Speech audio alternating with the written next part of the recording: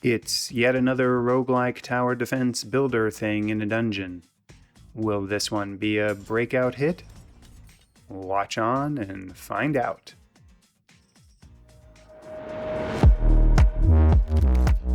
My name is Thoraxe, and this is Strategy for Busy People. If you've got a few minutes, I'll tell you what to play. Note: anyone is welcome to ask me to review a title, especially publishers, marketers, and developers. This is yet another review request. I'm seeing a lot of roguelikes these days, and on this episode of Strategy for Busy People, I took a look at Underground Security Inc. by KRNK Studios. I put just a little over an hour into this game. I've not been a huge fan of tower defense type games in the past, but this one looked like it was sort of my kind of interesting.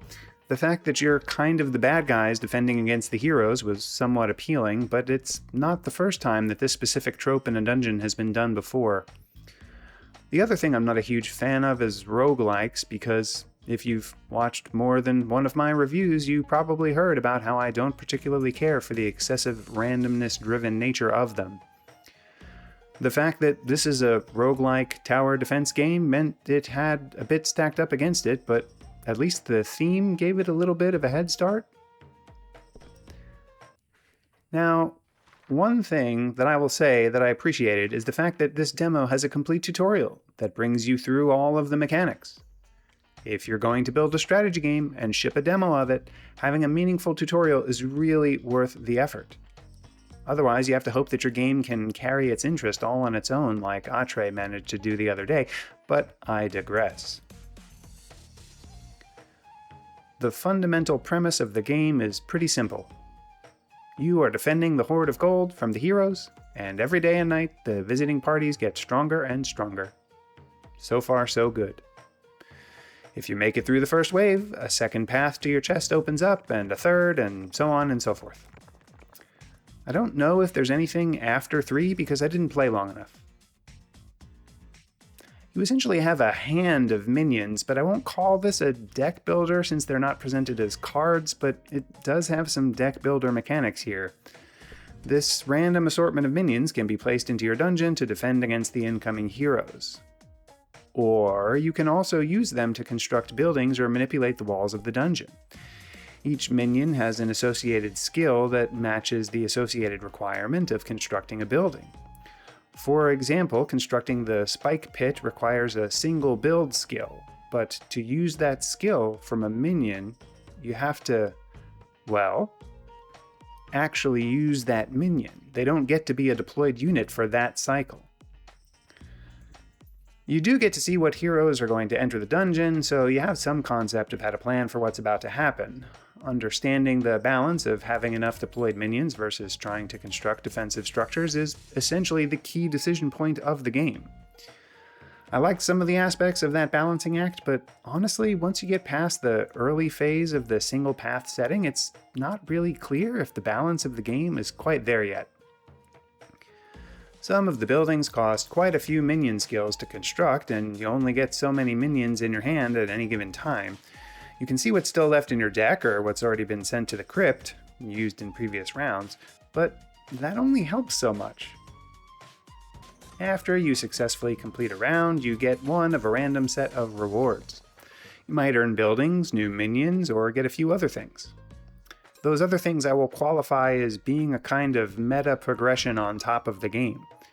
Spells are, unsurprisingly, cast by you as the overseer of the activities, but they do have a rather strong cooldown period, so they should be used judiciously.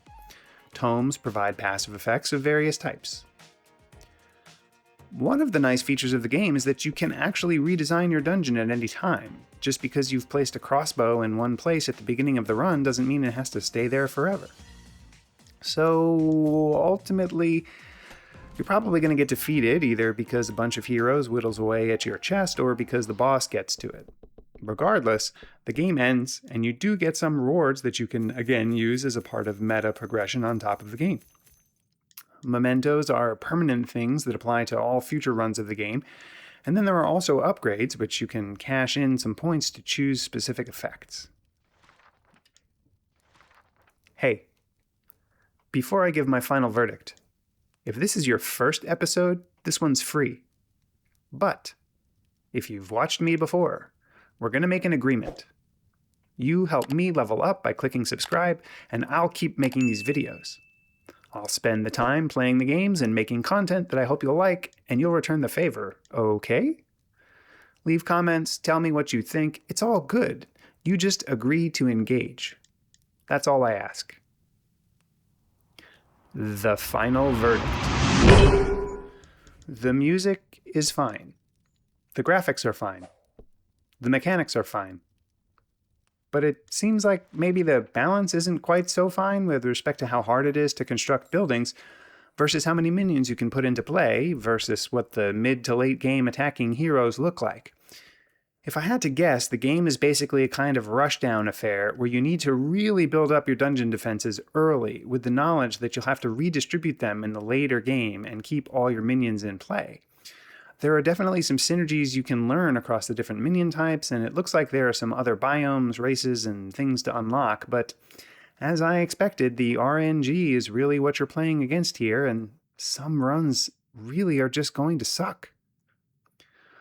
On my trademarked 3-point score scale of avoid, meh, and I forgot to eat, yet again, there really was not much in the way of sustenance to be found unless you count the bodies of our vanquished foes.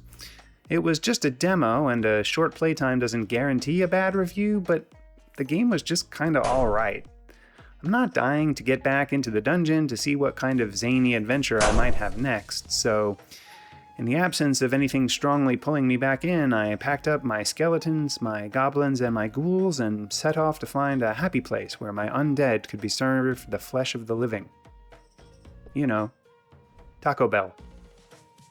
No, they're not a sponsor, but I would be amenable to that.